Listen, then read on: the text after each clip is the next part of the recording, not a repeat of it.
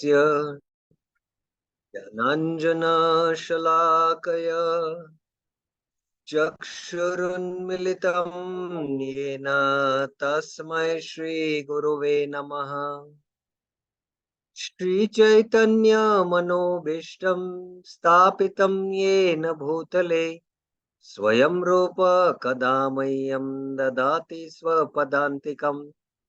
वन्देऽहं श्रीगुरो श्रीयुतपदकमलं श्रीगुरुं वैष्णवांश श्रीरूपं सागरजातं सहगण रघुनाथान्वितं तं सजीवं साद्वैतं सावधूतं परिजनसहितं कृष्ण चैतन्यदेवं श्रीराधा कृष्ण पादान् सहगना ललिता श्रीविशाखान्वितांश्च नम ओं विष्णुपादाय कृष्णपृष्ठाय भूतले श्रीमते भक्तिवेदांत स्वामिन्निति नामिने। नमस्ते सारस्वते देवे गौरवाणी प्रचारिणे निर्विशेष शून्यवादी पाश्चात्य देश तारिणी। हे कृष्णा करुणा सिंधु दीनबंधु जगतपते गोपेश गोपिका कांत राधा कांत नमस्तुते। तप्त कांचन गौरांगी राधे वृंदावनेश्वरी वृषभानुसुते देवी प्रणमामि हरिप्रिये। वाञ्छाकल्पतरुभ्यस्य कृपा सिन्धुभ्य एव च पतितानां पावनेभ्यो वैष्णवेभ्यो नमो नमः। जय श्री कृष्ण चैतन्य प्रभु नित्यानंद श्री अद्वैत गदाधर श्रीवासादि गौर भक्त वृंद। हरे Krishna Krishna Krishna Hare Hare Hare Ram Ram Ram Hare Hare. Hare Krishna. So welcome to the Sri Isopanisad bhaktisashtri classes. We have shifted now the timing. It is for set. It will be 3:30 to 5 India time and 2 to 3:30 Muscat time. So no more changes because I know that devotees there have some Friday, Saturday holiday and they have the weekly like Sunday feast for them there. So this is the change now. In the last two classes, if you remember, we discussed the overview of the four Bhakti Shastri books. And what is the progression in these four books we studied based on the Prasthanatraya, how Prabhupada has given these four books within the Shruti Prasthan, the Ish-Upanishad, the Smriti Prasthan, Bhagavad Gita, Nyaya Prasthan, the Srimad Bhagavatam. And what is the hierarchy of these four books? The Bhagavad Gita is the Vedic philosophy, Bhagavatam is a Vaishnava philosophy, and the CC and NOD are Gaudiya Vaishnava philosophies. And then we went into more in the detail of how these four books, Bhagavad Gita and Bhagavatam, Bhagavad Gita and Upanishads point out to Sadhya, and the sadhana is through Updeshamrit and Bhaktirasamrit Sindhu. So that also we discussed. In that context, we saw Sadhya and Sadhana definitions, and we saw the definitions of Sambandha, Abhidheya, and Prayojan. Then we went into the introduction to Isopanishads. This is mentioned by one his comments to the previous Acharya. And we discussed what the Upanishads are. We just got into the division of the Vedas, Rig, Yajur, Sam, Atharva, and within that there is the Rig Samhita, there is the Aitreya Brahmana, Aitreya Aranyaka, Aitreya Upanishads, all that divisions also we saw. And then we started the discussion on the introduction to the teachings of the Vedas. This is a lecture given by Srila Prabhupada and the BBT editors found it apt to place it as an introduction to the entire Isopanishads book. So we studied all these themes, if you remember in the last class, it was last week. Prabhupada speaks about how, because we have these four Vedas, we have to, the four defects, we have to, Vedas are the source of knowledge, and Vedas speak about axiomatic universal truths. The Vedic knowledge is superior to protection, Anuman. And if you want to know Krishna and about the spiritual world, it is only through the Vedas. And Krishna is the ultimate goal of the Vedas. What is the history of the Vedas and Vedic essence? The Vedic essence is ultimately we have to study Bhagavad Gita and Bhagavatam. So, very systematic lecture. In this context, we saw all the concepts also. If you remember, what is the term Veda in a restrictive sense, average sense, and an expansive sense. Then the four defects concept we saw. So, now today we will begin with the invocation to the Sri Isopanishads. Now, this is the overview of the Isopanishads. Isopanishads has 18 mantras. The invocation is not a part of Isopanishads, but it is a standard prayer. It is a Vedic utterance which is recited, which is very much in harmony with the Isopanishads, the Ishavasya principle. And Prabhupada found it apt, and that's why he has placed that invocation mantra before the Isopanishads mantras 1 to 18. The Isopanishads mantras are from 1 to 18. The invocation mantra is also what is called as the Shanti mantra, which is recited before reciting a scripture. Before we recite any scriptures, there are Shanti mantras which are chanted. And that is in harmony with the Ishavasya principle. And that's why this is the mantra which is chanted before chanting the mantras of Isopanishads. So this is the invocation mantra. I think this invocation mantra is from the Brahat Aranyaka Upanishads or the Svetashar Upanishads. I don't recollect now. Years back that I taught the Isopanishads course.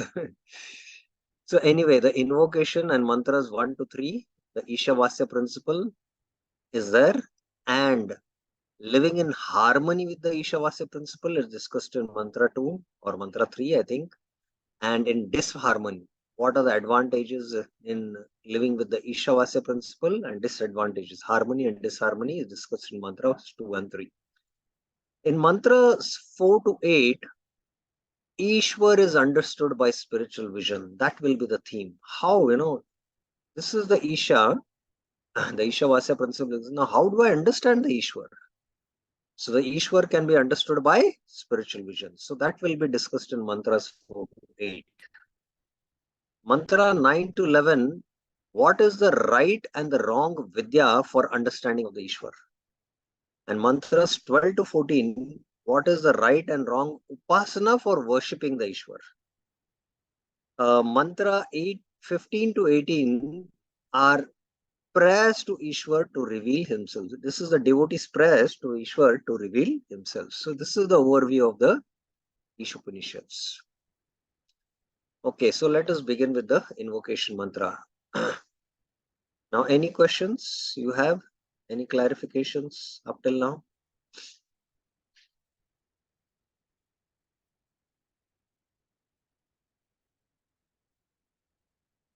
Okay. So somebody has to take the attendance for the bhaktisashtri class today. Who will take among the students the attendance for today's? Because last 2 weeks, Mohan Rup Shamprabhu took attendance. He is not there today.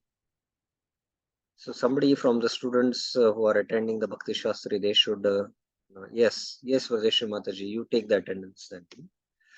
So let's begin with the Isha Upanishad's invocation. I think you have a question, no? Yes, Rajeshwari Mataji.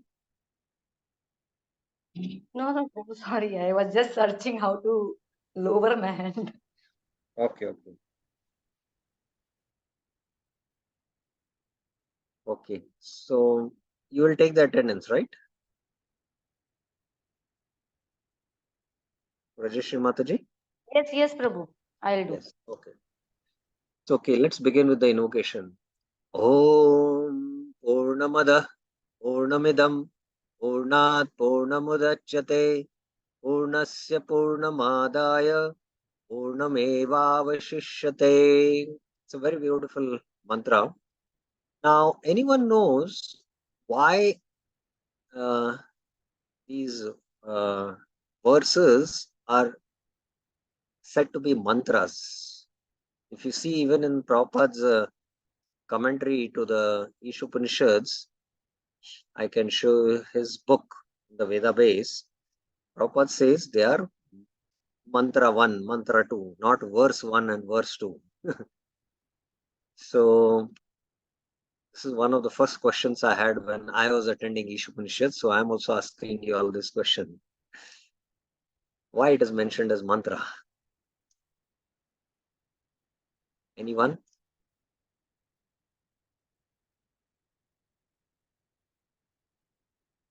Anyone in the audience like to try?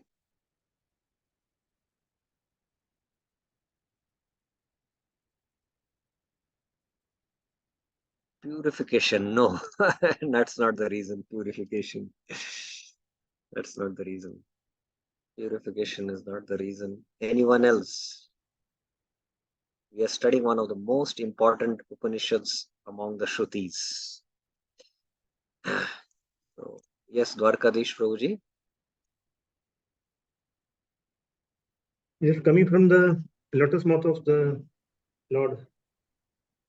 Yeah, Bhagavad Gita is also coming from the lotus feet mouth of the Lord. So why we don't say mantra there? Verse 1, verse 2 we say, and not mantra there.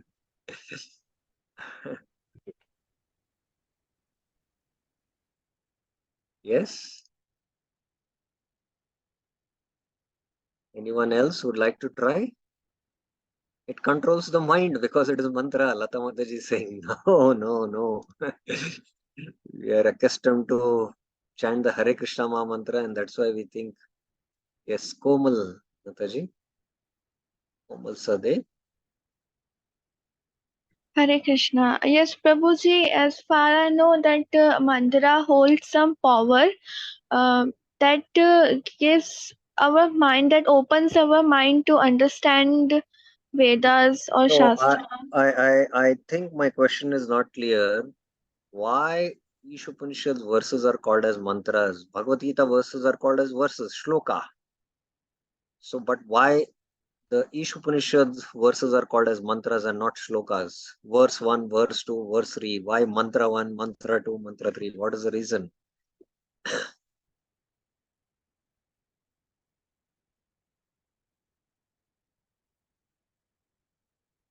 I hope now it is clear for the devotees, the question. Anyone would like to try? I know it is a simple but a difficult question. Yes, Kalyani Mataji. Hare Krishna, Prabhu. Prabhu, it is coming from the Vedas and it is given in small, that one, मतलब जैसे कि one mantra means that is one statement and फिर उसको Yeah. फिर वो explain किया जाता है फिर and means that Shruti and स्मृति करके वो एक था, I think. You're quite close, but it's not so precise. All the Shruti mantras, they are always called as mantras. The Rig Vega mantra, we say.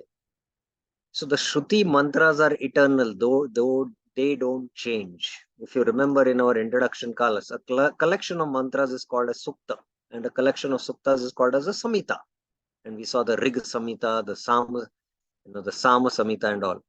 So all these, are in the Shruti category. They are all mantras, and these mantras are eternal. They don't change. Every time the creation happens, the same mantras come out. They are revealed to Brahma, or they come out from the four mouths of Brahma. They remain eternal. They don't change at all.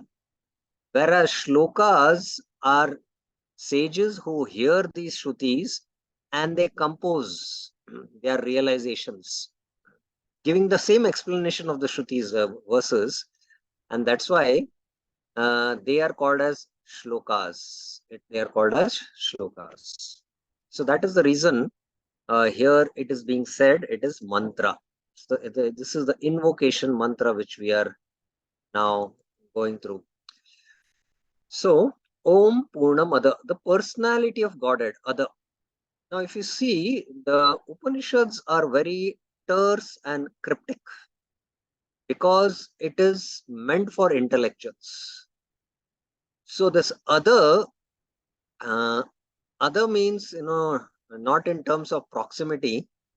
It means that, it is referring to the absolute truth.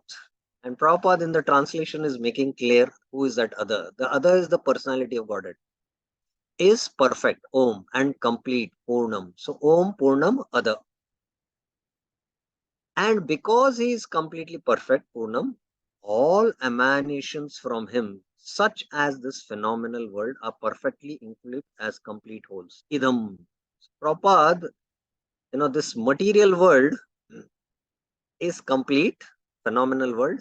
Idam. Idam refers to this. So that this, what is that this? Prabhupada is making that clear that it is the material verse. So I'm just showing you the second. I'm just showing you the Veda base where idam Purvaneva Karmaniya. So if you see idam, this, in the translation it is not clear that idam refers to what. Ishavasyam idam it is here. Okay. Om idam. Idam is this material phenomenal world. Other is that. So what is that referring to? That is referring to the absolute truth. The complete absolute truth. So Prabhupada is making it very, very clear in the translation. That's my point. Prabhupada not only, he gives the translation, but he illuminates the concepts which is being spoken in the mantra. Whatever is produced, udachyate, of the complete whole, Purnat, is also complete in itself, Purnam. Because he is the complete whole, even though so many complete units emanate from him, Purnasya Purnamadaya, he remains the complete balance. Purnam eva shishyate, eva shishyate. So Om Purnamada, the absolute truth is perfect and complete. Purnamidam, this phenomenal world, is perfect and complete. Purnat Purnam Udachyate. From the absolute truth, these phenomenal worlds emanate. Purnasya Purnamadaya. Although so many complete units emanate from him, Purnameva Shishyate, he remains in complete balance. So this is a very cryptic and enigmatic verse. Now, what we are going to do in our Isopanisad study is, we will cover specific themes in each of the paragraphs. So I will be reading each of the paragraphs, and after we read Prabhupada's purport, each of the paragraphs, in each of the paragraphs, there are very important concepts. We will discuss those concepts. So that's how we are going to do our study of the Isopanishads. So in paragraph 1, Prabhupada says the Supreme Personality of Godhead is complete absolute truth. Om Purnamada. And paragraph 2, Prabhupada says material world is complete. Purnamidam. And then paragraph 3, he says human form offers complete facility. Complete facility for what? For realizing the complete absolute truth, not for sense gratification. So paragraph 4 speaks about how by sense gratification we experience illusionary completeness. And devotional service is real completeness. By devotional service, Yenatma suprasiditi. We can experience that completeness fully. So that Prabhupada speaks in the 5th paragraph. So like that, the invocation is divided into these 5 different themes based on the purport of Srila Prabhupada. Now, as I was mentioning in the last class also, if you remember, that Srila Prabhupada actually wrote purports to each of these mantras of the Isopanishads, and he published them in his Back to Godhead magazine. Way back in 1994, when Prabhupada started the Back to Godhead magazine, at some point he started translating and commenting on each of the mantras of the Isopanishads, which he was publishing in his Back to Godhead magazine. So the BBT editors took all these BTG articles which Prabhupada had published and compiled all the articles into 18 mantras. And even for the invocation, Prabhupada had written a translation and a purport. Along with that, Prabhupada's one of his lectures, which he gave in the Conway Hall, London, that they placed as the introduction to the Vedas, and that's how they published this book, the Upanishads. So now let us go to the invocation, paragraph 1. Now, what I will do is that devotees can read each of the paragraphs, and then I will discuss the concepts separately. So y'all can, those who are seriously studying, should have their book Isopanishads with them, so that they can mark this. Paragraph 1 is, I will be sharing the slides also. You need not note, the Supreme Personality of Godhead is complete absolute truth. So devotees can now read paragraph 1, and then we will discuss the concepts. So let me select. Okay, Komal Sahadev Mataji. Yes, Mataji.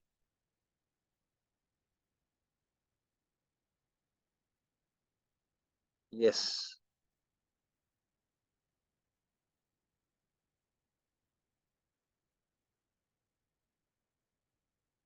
You can read the entire paragraph.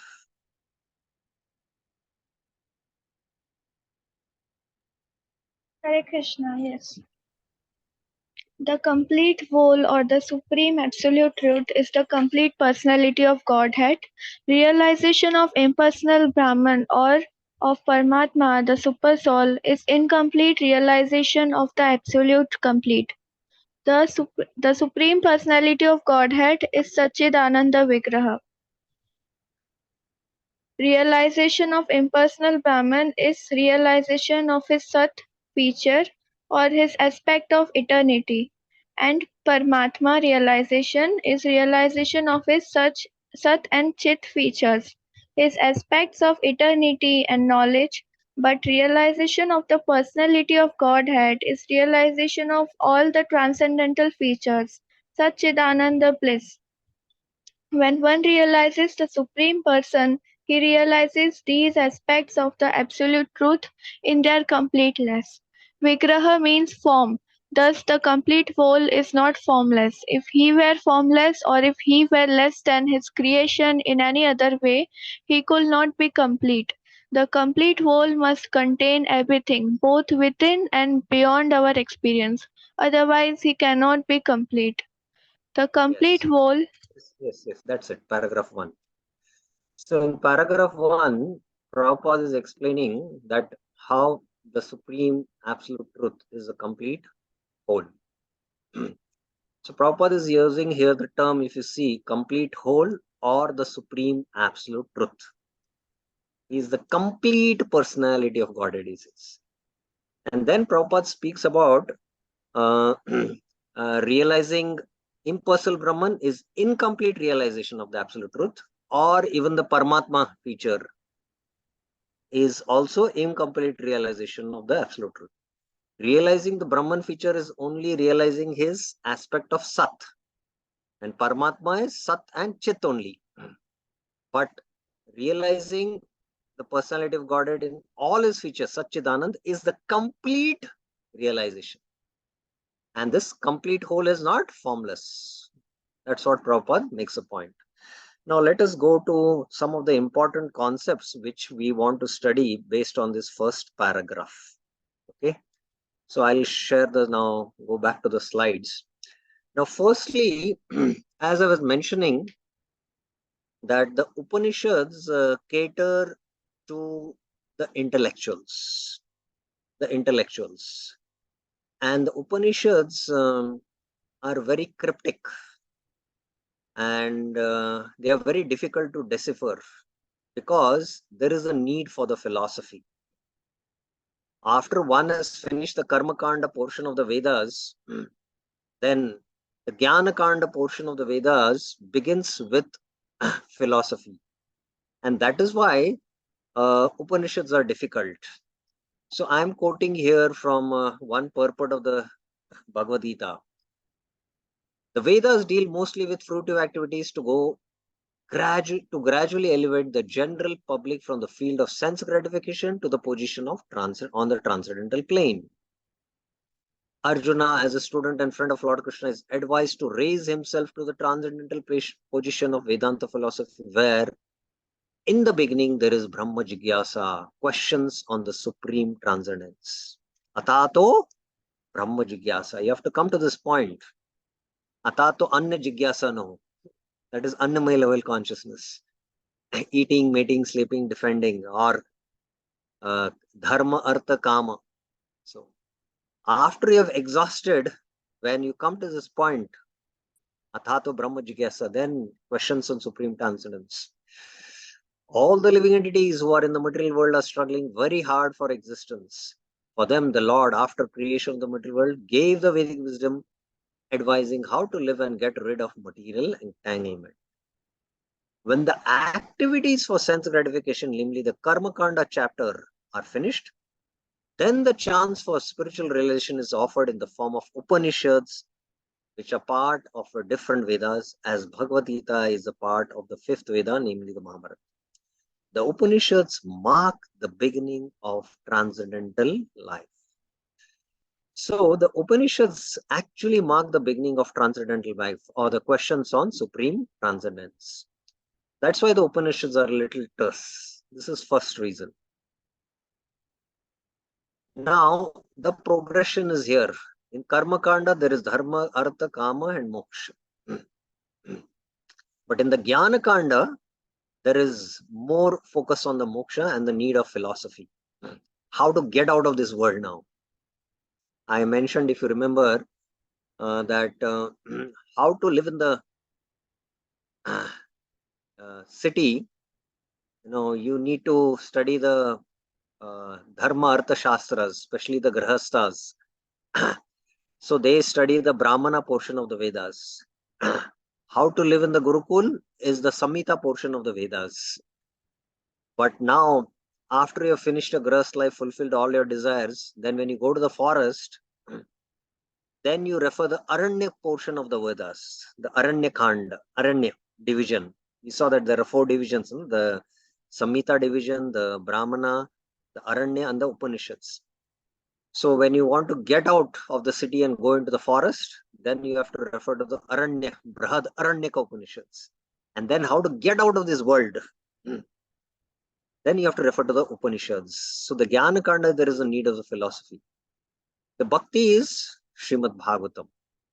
So here, if you see, the Upanishads present the absolute truth in very terse terms. Om Purnam Ada.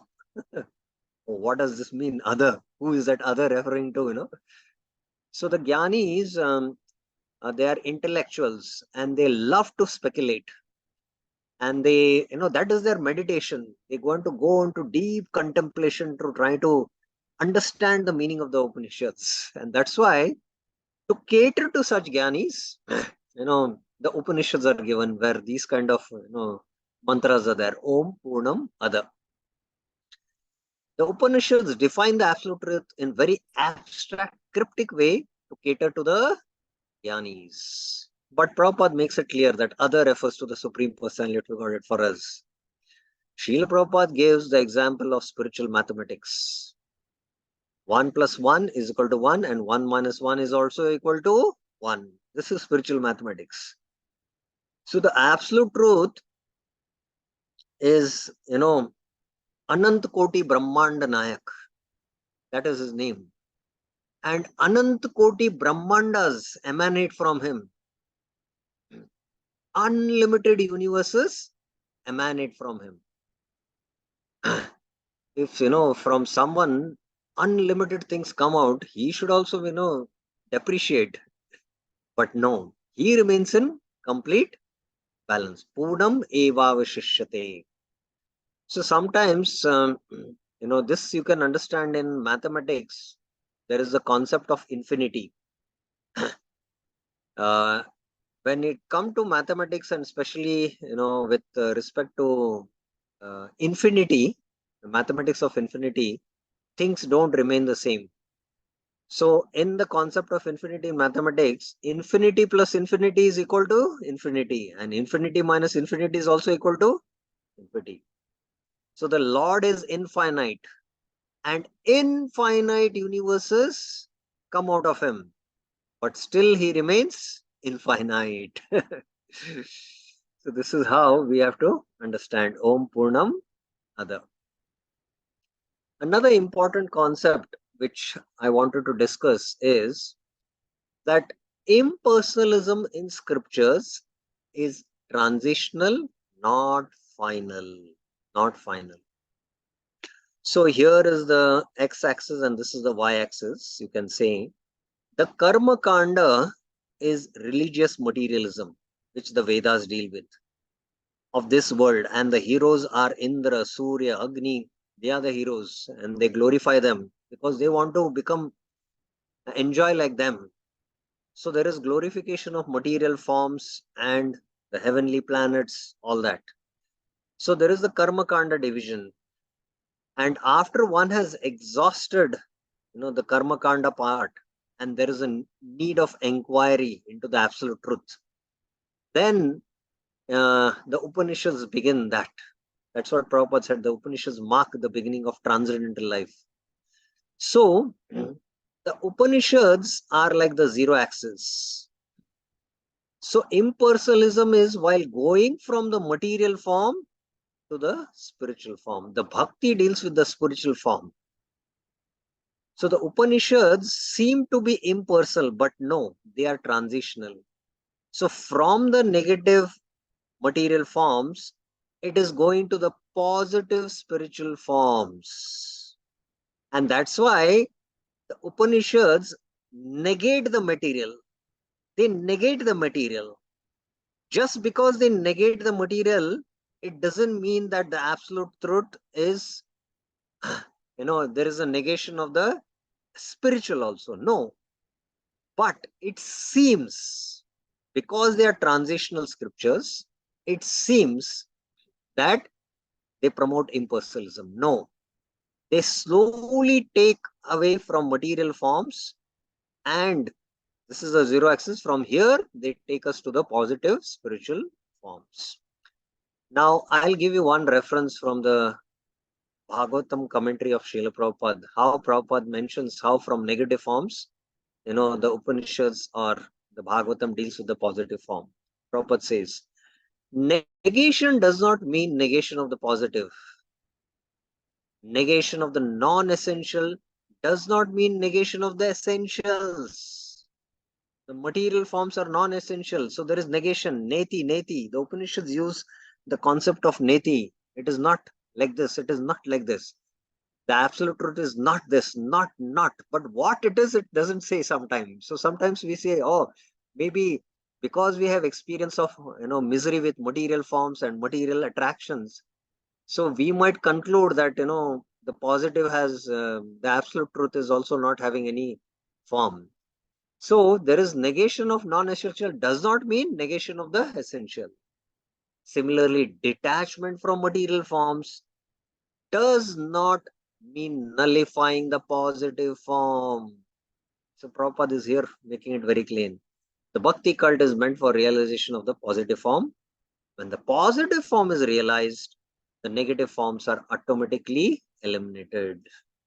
So that's why I mentioned in the positive axis on the top is the bhakti cult, which mentions about the positive. Therefore, with the development of bhakti cult, with the application of the positive service to the positive form, one naturally becomes detached from the inferior things and he becomes attached to the superior things. So, Prabhupada's 1 to 7 is purported is there. Vasudeve Bhagavati Bhakti Yoga Prajita Janeti Ashu Vairagyam Jnanam Tad Ahetukam. That purport Prabhupada mentions. So this is about Ish Upanishads or the Upanishads in general, that impersonalism, which is there in the Upanishads, is transitional. It is not final. Ultimately, you'll see in the Upanishads, they speak about the positive forms. They speak about the first. Ultimately, they take us to the spiritual form of the Lord. And we will see in the Ish Upanishads also it is there in Mantra 15. It speaks about the form of the Lord.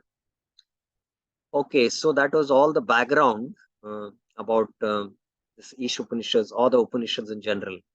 Now we are coming to this paragraph 1, where Prabhupada defined the absolute truth as Satchidananda Vigraha. So up till now, anyone has any questions?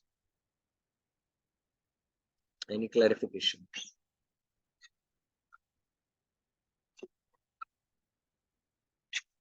One hand has been raised. Okay, so only one question we will take up then. Okay, yes, Archana Mataji. Sorry. Yeah. Hare Krishna Prabhuji, Dandavat Pranam. How will we know that we are in the transition phase, like from no bhakti to bhakti? We are progressing. We are already being exposed to the positive form in the bhakti cult. But those who go through this gradual evolution from the karma kanda to the Jnana kanda, it is that in the Gurukul they study the Samhita portion, and then from the Samhita portion in the Grahastha they study the Brahmana portion where they do a lot of yagyas, and then they retire and go into the Vanaprastha order. And there also there is philosophical discussion, but that is more technically of how the sacrifices, what a horse sacrifice means and all that. They don't actually do horse sacrifices now for attaining fulfilling material desires, but they are more technical, the Aranya portion of the Vedas. But the Upanishads now deal with the absolute truth. The absolute truth, there is the negation of the material form, but it doesn't mean that that there is no positive form. There is the positive form. They take us. That's why they are transitional body of scriptures. That was my point. But in the Bhakti cult, there is the description of the beauty of Krishna, and we have the Archa Vigraha, where we every day have darshan of the Lord. So there is directly now in the Bhakti cult what we are doing. We are attracted to the positive forms. So for us, negation of the negative forms will happen automatically. But in the Upanishads, they are transitional body of scriptures. That's the point. So, Sarvada Pani Padam Tad, everywhere has their hands and legs. So when we hear this verse, which is there in the 13th chapter of the Bhagavad Gita, which is also Upanishads, everywhere hands and legs. We don't have experience of, somebody having his hands and legs everywhere spread out. So we might conclude that the absolute truth is what? Impersonal. No. They slowly take us to the positive forms. So that's the point being made. I hope it is clear, Mataji. Yes, it is very difficult to understand and digest. We are still trying. Upanishads are a difficult subject, especially Ish Upanishads. Many find it difficult. There is a lot of struggle happening. This is the foundational and the most important book we should study. Very, very important book, Ish Upanishads. This and Bhagavad Gita we should study. Devahuti Kapil Prabhuji. I like your name a lot. Devahuti Kapil it is. Yes, Devahuti Kapil Prabhuji.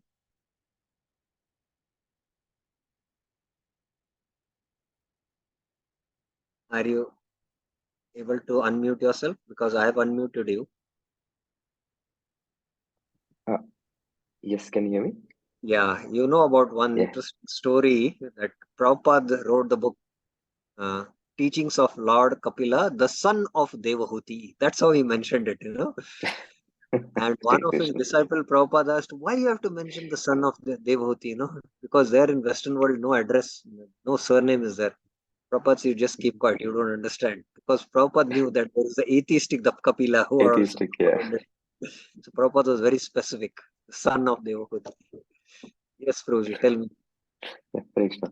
So Prabhuji, does Upanishads talk only about impersonalistic view, or does it have personalistic mention as well? But we are not able to see through that No, lens clearly. the Upanishads, firstly, you have to understand, is ultimately they take us to the positive form. But because they are transitional, as I was showing in that graph, from the negative forms, it goes to the zero axis. From the zero axis, it goes to the positive axis also. But while being there, it seems that they focus on impersonalism. That's why impersonalism in the Upanishads is not final, it is transitional. That was the point I made. But Okay, when you but it read the concludes verses, that God has a form, right? yeah, that's what it all the Upanishads will conclude. The Lord has Shaktis Okay. and forms, Hmm. So, Okay. but when you read the verses, because we don't read any Upanishads, frankly speaking, only Ish Upanishads we study. Even Bhagavad Gita, if you read the 13th chapter, you'll come to know that it's not so easy. Sarvada Pani Padam Tad, especially that verse. How do you understand that? So when we study now more mantra 4 and 5, you'll come to know the difficulty in trying to decipher the meaning of the Upanishads. It seems very impersonal. But how do we understand that? And that's why we need a teacher there. So it seems when based on our intellectual understanding, if you try to study, we might conclude that, it is pointing that the absolute truth is impersonal. But no, it's not so. Okay. That's the point. Okay, so we will continue. I need to cover a lot today. We'll hold on now. Any other questions are there? Now, Prabhupada defined the absolute truth. Now, we know that in the Bhagavad Gita also Prabhupada defines the absolute truth as, with the analogy of the sun rays, the sun disk, and the sun god, with Sat, Chit, and Ananda. Now, Jiva Goswami, in his other works, defines in a little different way. That is what we are going to study in trying to understand the absolute truth. Now, the absolute truth is compared to a gulab jamun. Interesting. Or any sweet like that. But let's take the example of gulab jamun. The gulab jamun has fragrance, especially hot fried balls, brown balls, and which are, those balls are fried and then soaked in sugar syrup. So there is fragrance of the gulab jamun. There is the shape, which has a particular texture. The balls are crispy. It has shape, color, texture, and then it has taste. So let's take these 4 characteristics of the gulab jamun: fragrance, shape, texture, to touch, the sense of touch, and then there is a taste of the gulab jamun. It's very, very sweet and juicy. So the fragrance has to do with our sense of smell. The texture, brown balls, when you touch, it has to do with our sense of touch. The shape of the gulab jamun, it has to do with our, eyesight. And the taste of the gulab jamun has to do with our tongue. That is a sense organ. So Kavi Karanpur mentions that prasad, how should prasad be? He says the prasad should be very fragrant to smell.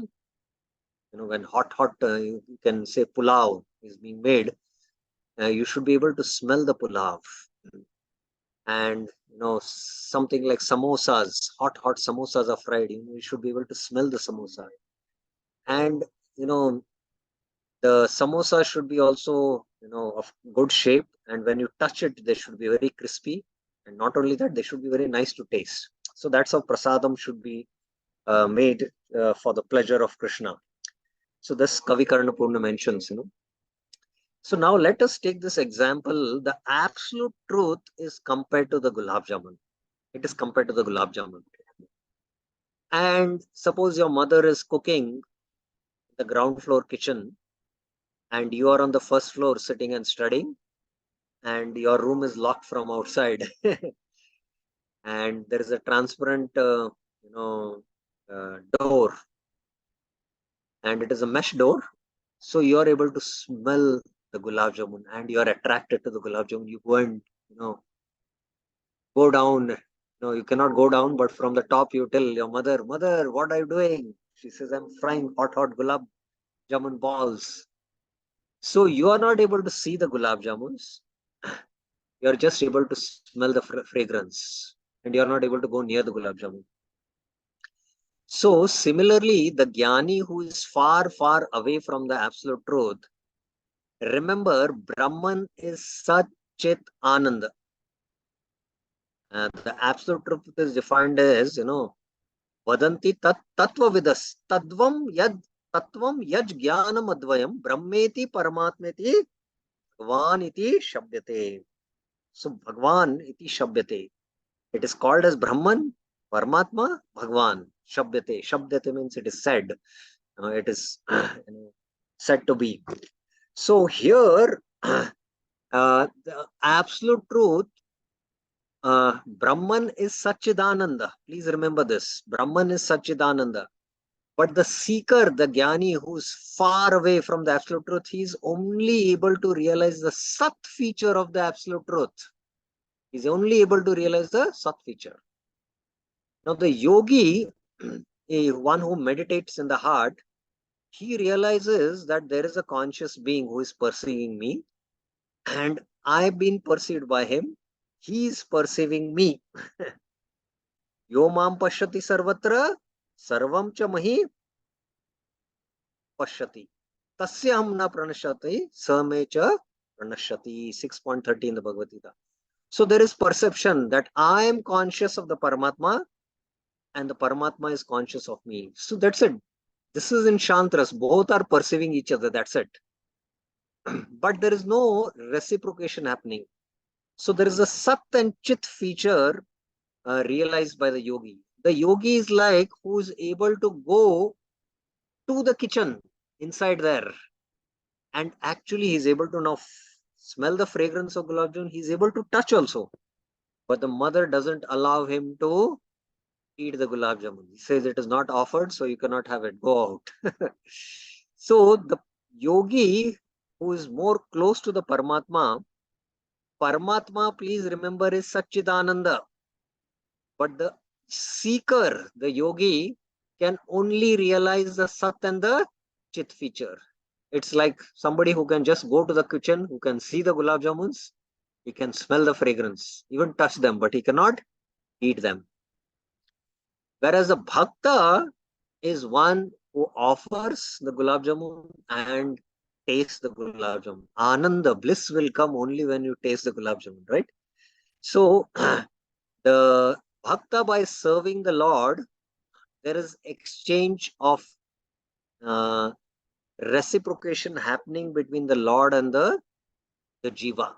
That is what is called as prem, and this is what is leela. Leela, what we call as technically as leela. Then there is, reciprocation. If the husband and wife, just sit and look at each other, yo mam pashyati sarvatra sarvam cha mahi pashyati, there is no reciprocation happening. Only when there is service, adhan pradhan, then there is happiness, anand. So the Bhagavan feature of the absolute truth, where the bhakta realizes this full Satchidananda Vigraha, is that gulab jamun, which the bhakta is able to eat, and he is able to realize the fragrance of the gulab jamun, the touch, the texture, the shape, and then he's also now able to taste the gulab jamun. So Bhagavan is also Satchidananda, and the bhakta can completely realize the Satchidananda, is the complete understanding, as Prabhupada pointed out in the purport. You see, He says, is the complete one who realizes the Supreme Person, he realizes the aspect of the absolute truth in their completeness. Satchid Ananda. And it is having a Vigraha form. Whereas the Sat and Chitta are incomplete realizations of the absolute truths. So we spoke this concept of how this complete realization of the absolute truth based on Jiva Goswami's explanation in his other works. So any questions on this you have? I hope this concept was clear. Okay, 2 questions. Rajeshwari Mataji, yes. Hare Krishna, Prabhu. Prabhu, I don't know if my question is valid. You said that Brahman also has the feature Satchit Anand, Yes. but one is not able to realize. Yes.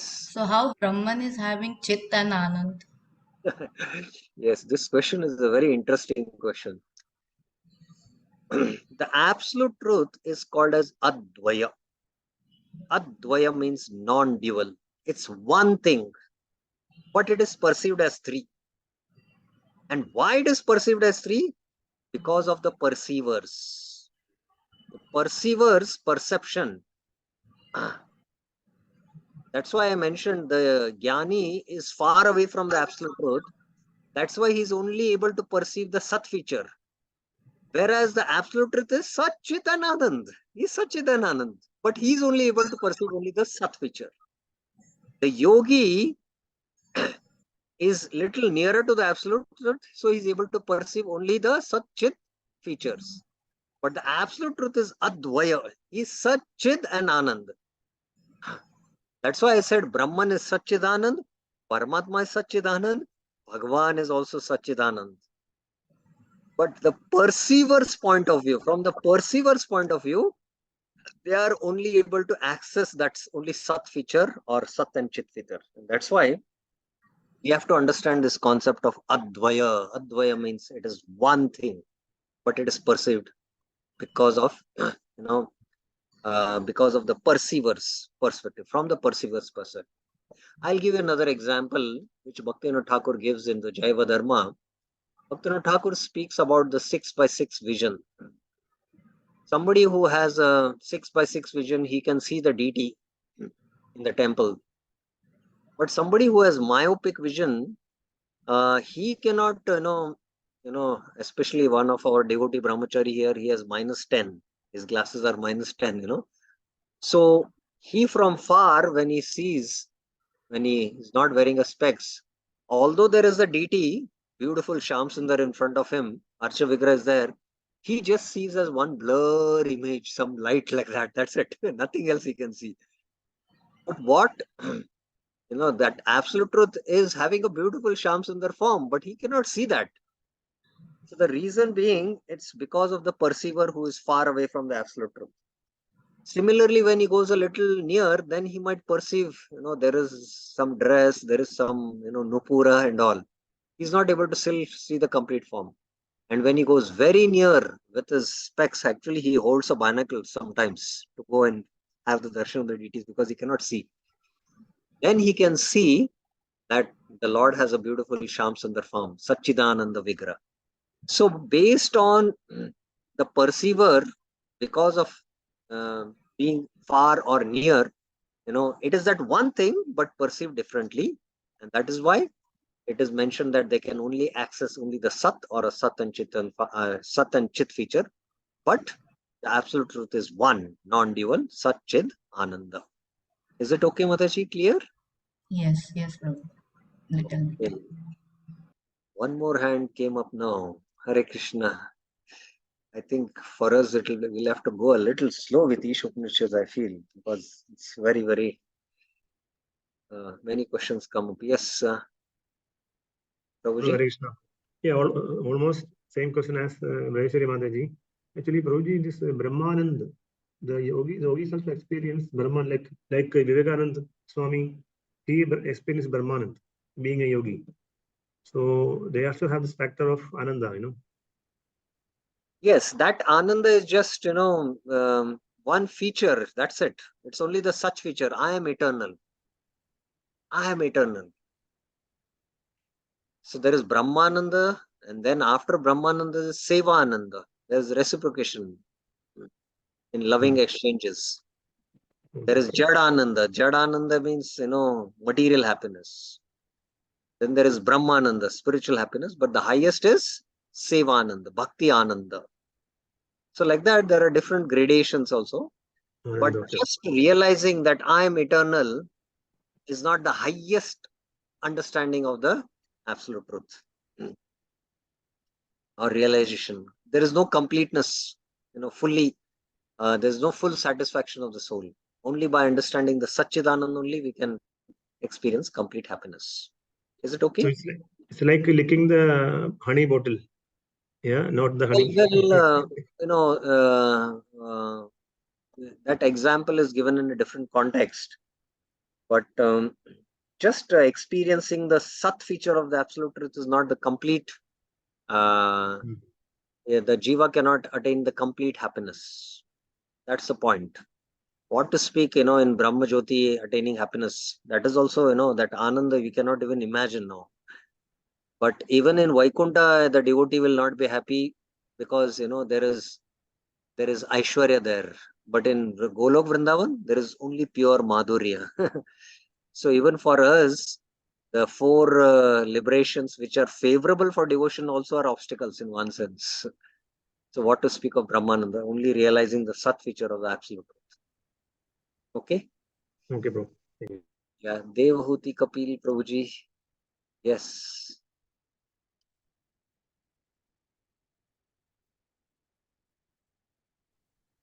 Prabhuji, thanks for like allowing me.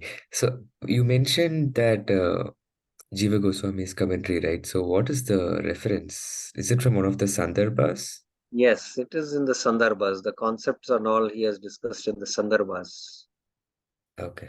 When he discusses about the definition of the absolute truth, I think this comes in the Bhagavad Sandarbha. There he gives this explanation. The definition of absolute truth. Okay, now let's go to the next paragraph now. So we finish now only one paragraph. Okay, now I will read this. Now, paragraph 2, as I mentioned, deals with what? The paragraph 2 speaks about material world is complete. The material world is complete. So that is dealt in paragraph 2.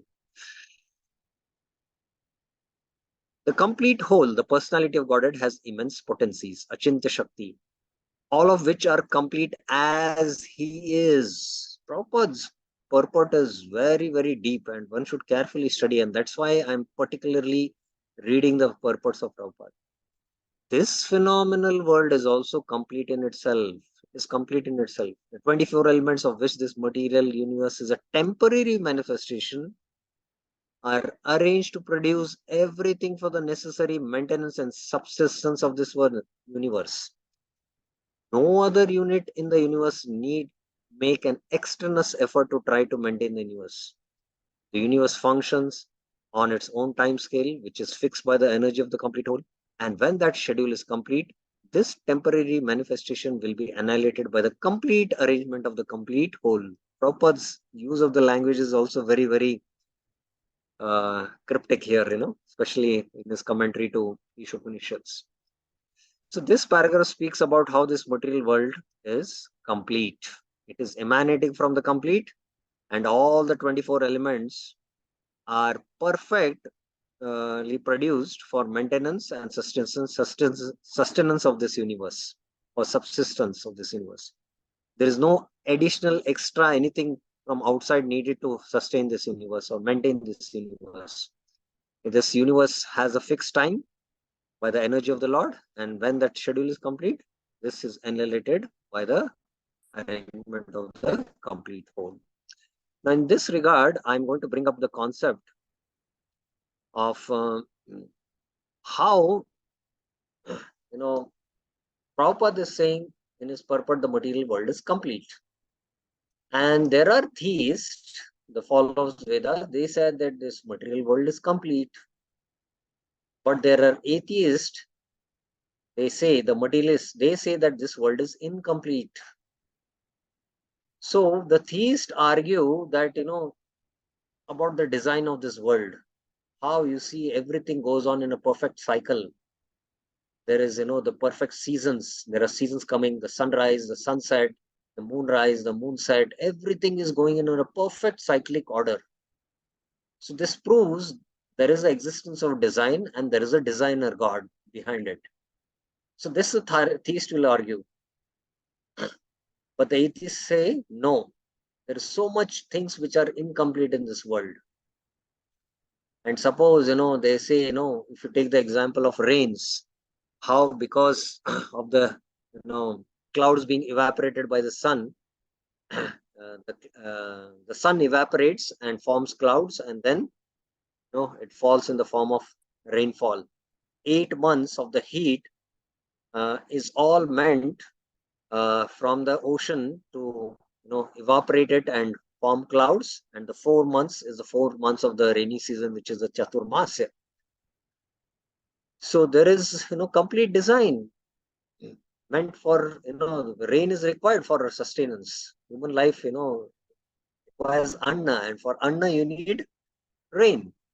So there is complete arrangement, they say. But the atheists will say, no, if God is there and there is complete arrangement, but there is a fault. Why does it rain in the ocean? There is no need for rain in the ocean, but still it rains there. So like that, the theist and the atheist, perpetually can continue arguing and there is no end to it. But our point is that we should see the design in connection with the purpose. What is the purpose of this creation? And the purpose of this creation is, by the theist, it is meant that we live in harmony with the principles of God and ultimately attain emancipation.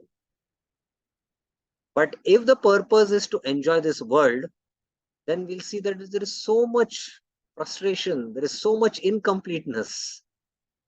So take the example of a cell phone. The cell phone has been designed to talk with someone, but someone uses the cell phone for typing a book. I want to write a book. So I start typing a book on a cell phone, and then you'll start blaming and saying, the keypads are too small, and there are one letters on 3 keypads, so how difficult it is. And then you'll start cursing the design and saying that, this person who has designed this cell phone, he doesn't know how to design. But you are using that cell phone for typing a book for a wrong purpose. So when we diverse the design from the purpose, then we find that there is so much incompleteness, as the atheists argue. So this design of the creation is actually to give chance to reform the conditioned souls and return back to Godhead. So this world, according to the atheist, is meant for my enjoyment. And that's why they are not able to enjoy, and they feel that there is so much incomplete here. But this world is like a hospital or like a jail. So in the hospital, there are 2 things happening simultaneously. One is treatment of the patient to become rid of the disease. At the same time, the patient is given all the care. He's provided the healthy diet. He's given all the medicines so that he can. But there is also suffering in the hospital, right? And same is the jail. In the jail also, there is suffering. At the same time, all the facilities for food is provided in the jail. So similarly, if we, have the worldview of the atheist to see this world as a place of enjoyment, then we see there is so much incompleteness. But we see the worldview from the designer point of view, that it is meant for rectification and it is meant for returning back to Godhead. Then this world, which is like a hospital or a jail, is perfect and complete. Okay, that is regarding paragraph 2. Let's go to paragraph 3. Any questions regarding this?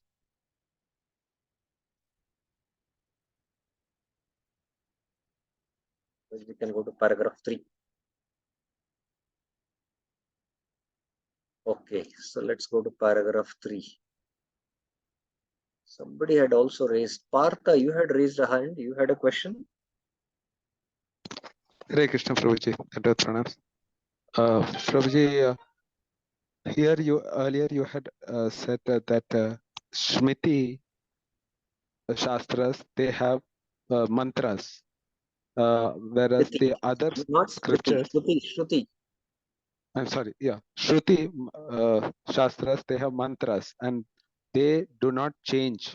In the beginning of every Mahayuga, the same Vedas will have the same Smriti Shastras. Correct. The Shruti Shastras. I'm sorry, the Shruti Shastras. But Smriti Shastras can change. Yes, they are given based on time, place, and circumstances in order to administer based on the given situations. The Acharya's write commentaries. Yes. Bhagavad Gita have shlokas, not mantras. So you can Bhagavad Gita verses also change? That is my question. Yes. Krishna is referring in the 4th chapter of the Bhagavad Gita that imam vivasvate yogam proktavan aham avyayam, that I spoke the same science to the sun god. Avyayam, the yoga of bhakti yoga, he spoke to sun god. So definitely that Bhagavad Gita which he spoke to sun god, that verse might not be there, imam vivasvate yogam there, firstly. And there was no setting of the battlefield there of the Kurukshetra. So the essence remains the same, but the context might change and there might be some additional verses in that context. But the essential message is the same. That's the point. Is it okay? Clear?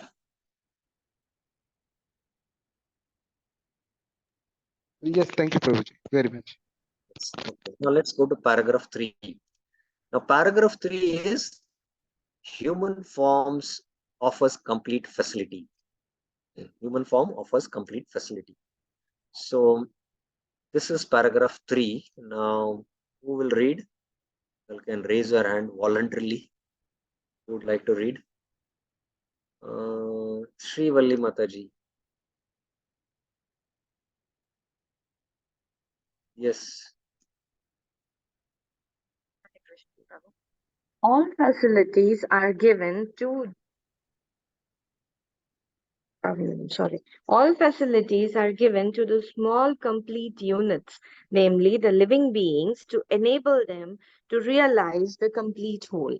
All forms of incompleteness are experienced due to incomplete knowledge of the complete whole. The human form of life is a complete manifestation of the consciousness of the living being, and it is obtained after evolving through 8,400,000 species of life in the cycle of birth and death. If in this human life of full consciousness, the living entity does not realize his completeness in relation to the complete whole, he loses the chance to realize his completeness and is again put into the evolutionary cycle by the law of material nature. So here now the complete small units, that is the living beings. The facility in this material world, which is complete, all facilities are provided for these Jivatmas. This is because this is the Bhairanga Shakti. Please remember, this is the material energy and this is the marginal energy. The marginal energies which are now entangled in the 24 elements, idam, this, they are given facilities, complete facilities for what? To realize the complete whole, not facilities for sense enjoyment only and be in this material world. And incompleteness is experienced because of incomplete knowledge of the absolute truth. The human form actually is the complete manifestation of consciousness. We evolve through the levels, the evolution of consciousness happens to different levels, and the highest evolution of consciousness is derived in the human form.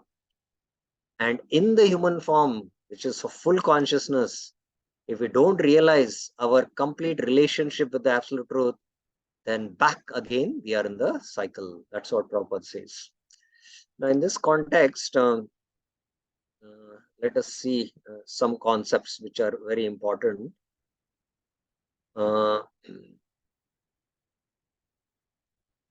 We saw this with respect to paragraph 2. Now, in the Bhagavad Gita, 3rd chapter, verse 10, Sa yagya praja srishtva purvacha prajapati anena prasavishtadham esho va stu ishta kamaduk. Vishnu Prajapati, it can refer to Brahma also. This is Vishwanath Thakur's translation. Having created the population along with sacrifice, Sa yagya praja srishtva, in the beginning, spoke. Pura vacha. Pura means beginning, spoke. May you increase yourself by this sacrifice. Anena prashavishtabham. May it fulfill your desire for liberation by supplying bodily maintenance and knowledge of Atma. Sa esha va astu ishtakamaduk. So the human form, as Prabhupada is mentioning, gives all the facilities for what? Realizing the absolute truth. It is realizing the absolute truth. So right in the beginning of the creation, Brahmaji created all these different forms. Sa yagya prajapashtva, Prajapati, he is also there, and he gave these yagyas, sacrifices. And he says, by doing these sacrifices, ishta kamaduk, you can fulfill your desires and attain liberation, for liberation. That is the highest thing. And bodily maintenance, definitely, and even for the knowledge of Atma. So, in this series of verses, which I am just now quoting here, okay, I'll open another database. Prabhupada, in the next verse, especially, he mentions that how by performing yagyas, it all begins with, the first maintenance of the body is that it needs food, anna. It all begins with anna.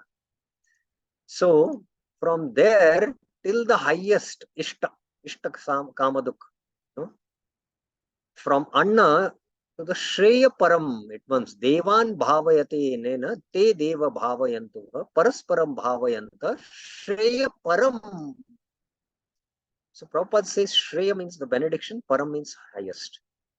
So right from the desire for maintenance of the body, for anna, you have to do yagya. And that's why annat bhavanti bhutani will come up further in the series of verses. Till attaining the shreya param, that is devotion. That facility has been provided in this, so that we can understand the complete absolute truth. So that's the point. And if we don't do that by these yagyas, then Krishna tells in the Evam Parvartivam Chakram Nanu Vartanti Yaha Aghayo Indriyaramo Mogam Partha Sajivati. One who does not follow this chakra, the movements of the cycle, and instead leads a life of sin, Agayur, enjoying the senses, Indriyal, lives in vain. Mogam Partha Sajivati. And Prabhupada is mentioning, he glides down again in the material world. So this is regarding paragraph 3 and how this human form we get. Beautifully in the Uddhav Gita, it is mentioned. I will quote that also. Prabhupada says that, not Prabhupada, but many times in this world, there are so many revolutions or so many agitations which happen, right for women, right for, so many things, so many rights we fight for. But the highest right we should fight is that we have a right to perform devotional service. Every jiva has bhakti adhikar. Nar matram bhakti adhikar. Bhakti Rasamrita Sindhu also mentions. So here is a quotation, Prabhupada is saying, The devotional activities of the Krishna conscious movement are completely transcendental to material considerations. As far as different faiths are concerned, religions may be of different types. But on the spiritual platform, everyone has an equal right to execute devotional service. So we should fight for this right. When we come to the human form, we should not fight for all other agendas. No. There are so many, political activists going on against so many issues. There is so many things which are going on in the world. But we should fight for what? Right for devotional service. And everyone has an equal right, whether it is a male or a female or a child or a young or a old, it doesn't matter. Because devotional service is ahetuki, it is causeless, it doesn't depend on any material thing.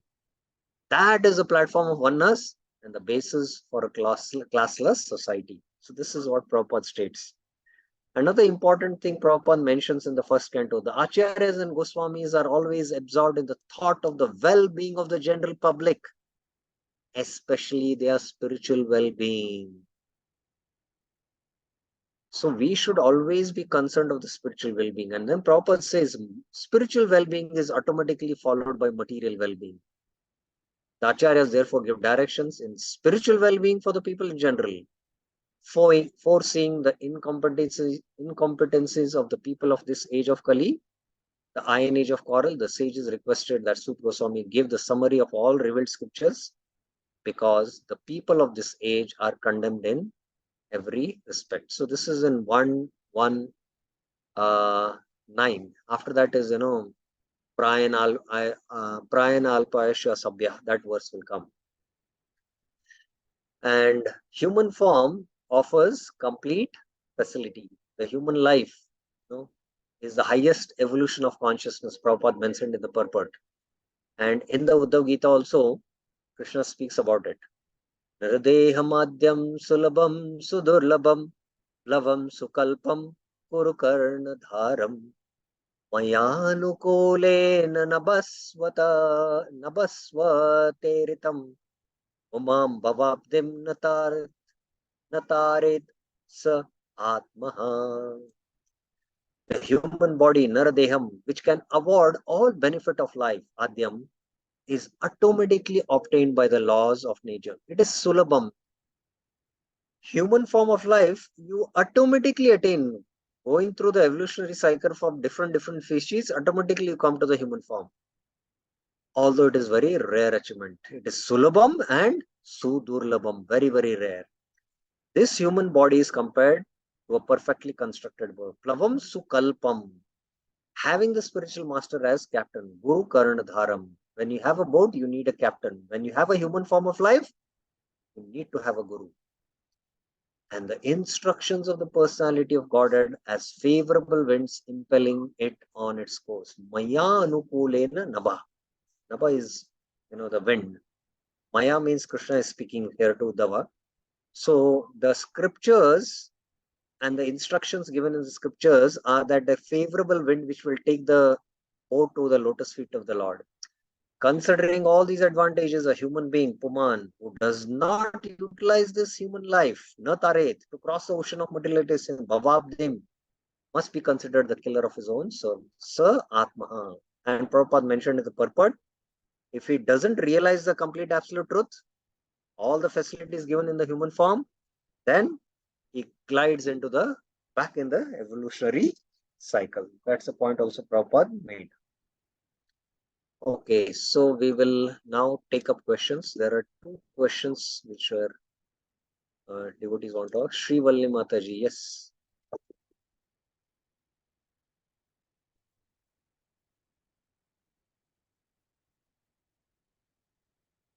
You have a question? Hare Krishna, Prabhu. Prabhu, we started the whole discussion by telling about the 4 defects of the human body. And now we are talking about the completeness of the human form. So how do we understand the contradiction, Prabhu? 4 defects were spoken in the introduction to the Vedas, and because we have these 4 defects, we have to take knowledge from the Vedas. So here, human form we have got. In human form, we have to acquire knowledge from the spiritual master. Use this facility of the human form to hear Shastra and realize ourselves and realize our relationship with the complete absolute truth, and be in harmony with that relation, in that relationship, and understand the complete absolute truth. If we don't, then we glide back. That is the point being made. So I don't see any contradiction in the flow, in the introduction and in this mantra purport also. Is it clear, Mataji? Yes, not totally convinced, but yes, I The understand the point. incompleteness, you're speaking out that the human facilities which are given for maintenance is that these facilities are given so that we can hear from the Vedas. Not that, we through our research try to find out the absolute truth. That we will not be successful because we have these 4 defects. So maybe we can understand it by design for purpose, right? With that example, when what needs to be followed, if we follow that, then the design and the purpose is being fulfilled. yes, the purpose of this, the purpose, we are in this material world, we are imprisoned, we are entangled, and we have to get out. Prabhupada speaks about the items of knowledge in the 13th chapter, 13.8 to 12. And in that purport, he says that the soul is encased in these 24 elements. And, by cultivating the culture of knowledge of these 20 items, one can come out of this entanglement. So that is the purpose. It's not that, somebody told me that he has done PhD in the chemical brain substance of an ant. What's the point of this knowledge of doing a PhD in the brain of a brain chemical substance of an ant? He's going to get more entangled in the material world. That's why real items of knowledge are the adhyatma gyan, the 20 items of knowledge which Krishna is mentioning, by which we can come out of it. Suppose you are in a prison cell, and being inside the prison cell, you study the chemical composition of the bars. But your point is that you have to know how to get out of the prison cell. If you do the PhD, then what is the point there? You'll still be inside the prison. So basically, it is saying that the human form gives the facility. There is all the maintenance facility given, so that ultimately we can hear the Shrutis or the Vedas, realize our relationship with the Lord, and attain completeness. That's the point. Is it clear? Yes, Prabhu. Thank you. Lata Mataji, you have a question?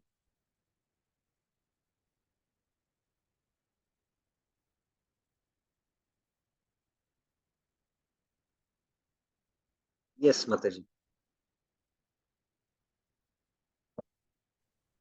Hare Krishna, Prabhu. Prabhu, there are 4 lakh species of human form. So this opportunity is available in all the 4 lakh varieties of human form. The self. Yes, very interesting question. It's a good note, because in this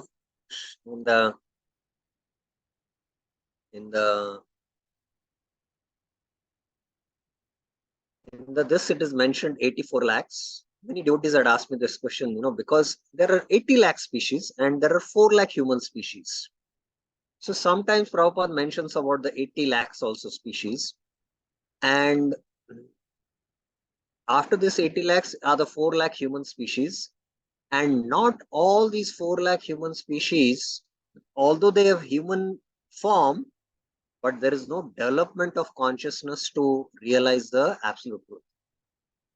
So in these 84 lakhs, the 4 lakh human species, there are the highest level of development of consciousness is that of a Brahmana. The Brahmana, Kshatriya, Vaishyas and the Shudras. And then there are below the Sapachas who cannot realize the importance of the human form of life. So they come below. So there are n number of human beings, but they are at different level. Although they are in the human beings, their levels of consciousness are low. So even among the human beings, you are, slowly evolving, should slowly evolve so that you come to the level of development of human consciousness. Prabhupada speaks that human life of full consciousness, he speaks that, right? So your consciousness is to develop so that you can ultimately, question about Brahma Jigyasa. That's the point. Okay. So last two paragraphs are there. They're quite short and simple. So I'll complete that. Because we do not know that there is complete arrangement in nature for our maintenance, we make efforts to utilize the resources of nature to create so-called complete life of sense enjoyment. So this theme is, what is being spoken here is sense gratification is illusory completeness. So because these facilities are there, we use it for so-called life of sense enjoyment. But the living entity cannot enjoy the life of senses without being dovetailed with the complete whole. The misleading life of sense enjoyment is illusion. The hand of a body is a complete unit as long as it is attached to the complete body. So anything in this world, it's connected to the Lord. If it is not offered to the Lord, then it is meant directly used for an sense enjoyment, then it will lead to illusion. And Prabhupada is giving the example of the hand of the body is a complete unit as long as it is attached to the complete body. When the hand is severed from the body, it may appear like a hand, but it actually has none of the potencies of the hand. Similarly, the living being is a part and parcel of the complete whole.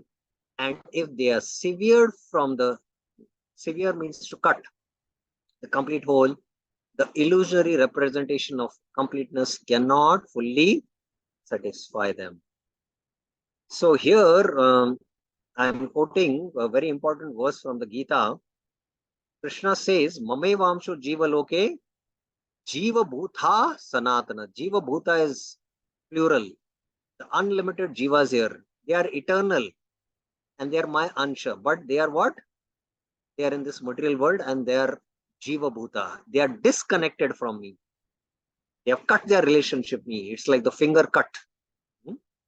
And that's why Manashashtani Indriyani Prakriti Stani Karshati. There is a hard struggle. There is so much incompleteness felt. Just to give an example, take it as an example. It is said, this is according to research also in the Western world, many women sometimes don't get married.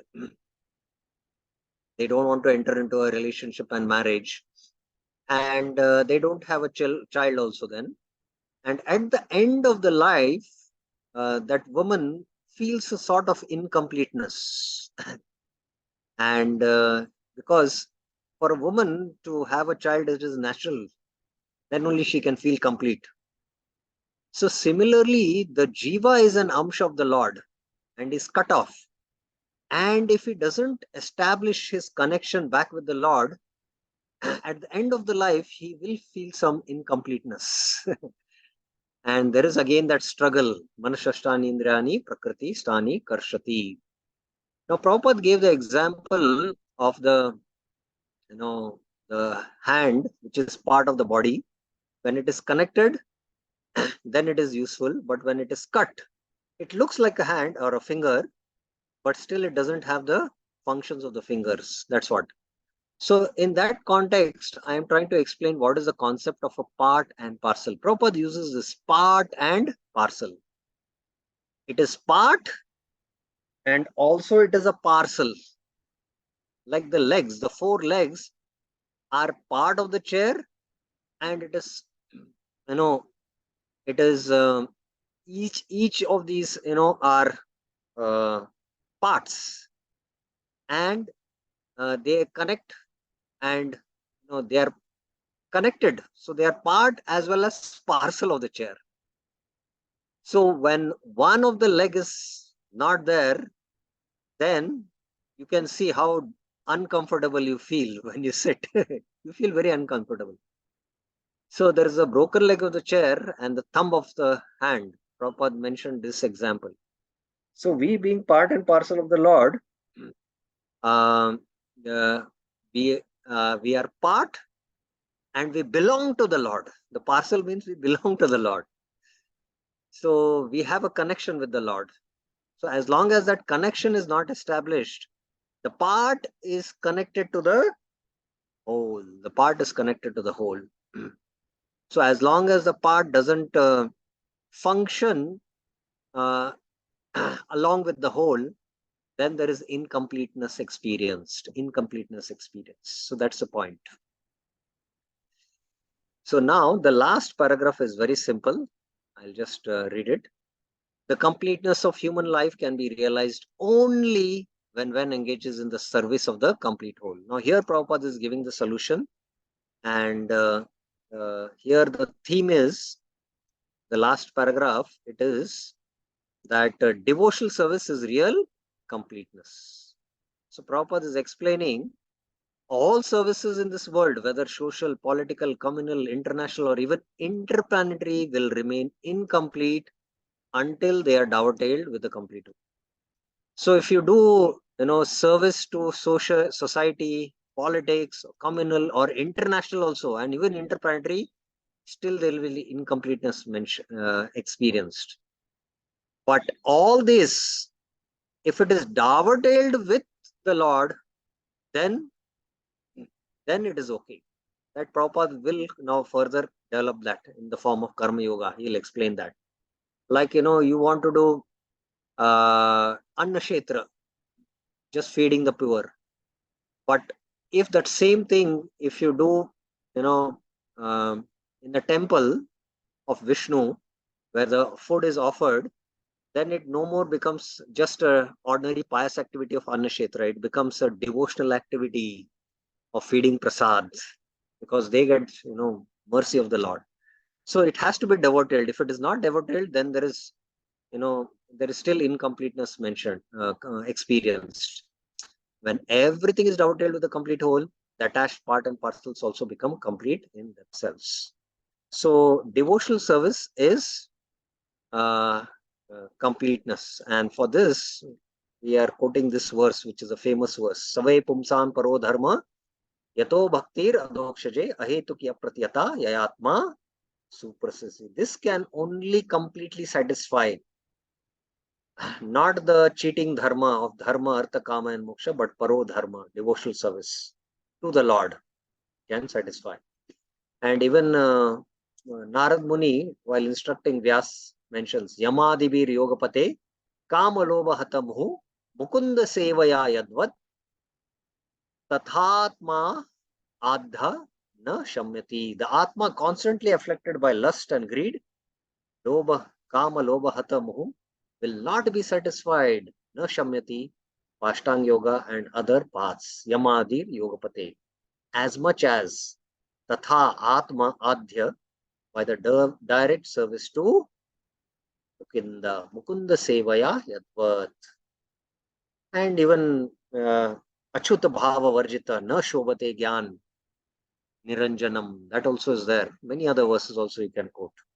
So devotional service is the way by which we can experience completeness. So that's the invocation last part, last theme, that is devotional service is real completeness. So we have finished today the invocation. Tomorrow we will start with mantra 1. Okay, so time is up. So we will stop here, and any devotees have question, they can send the voice recording in the group and I will try to answer. Srila Prabhupada ki jai, Shri Isopanisad ki jai. Hare Krishna.